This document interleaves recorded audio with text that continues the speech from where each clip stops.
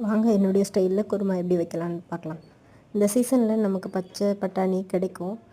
இதை உரித்து அப்படியே காய வச்சு நீங்கள் வெயிலில் வச்சுக்கிட்டாலும் பட்டாணியாக ஃபுல்லாக உங்களுக்கு ரெடி ஆகும்.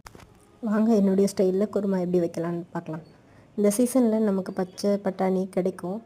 இதை உரித்து அப்படியே காய வச்சு நீங்கள் வெயிலில் வச்சுக்கிட்டாலும் பட்டாணியாக ஃபுல்லாக உங்களுக்கு ரெடி ஆகும். இதுக்கு அரைக்கிறதுக்கு வெங்காயம், தேங்காய், இஞ்சி, பூண்டு இதை அப்படியே ஃப்ரெஷ்ஷாக நீங்கள் வதக்கிக்கலாம். வதக்கி அரைச்சிங்கன்னா டேஸ்ட்டு சூப்பராக இருக்கும்.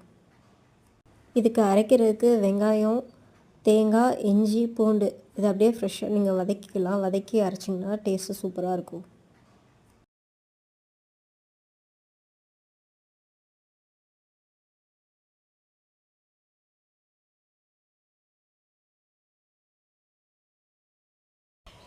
சப்ஸ்கிரைப் பண்ணி சேனல் கமெண்ட் பண்ணுங்கள், லைக் பண்ணுங்கள், ஷேர் பண்ணுங்கள்.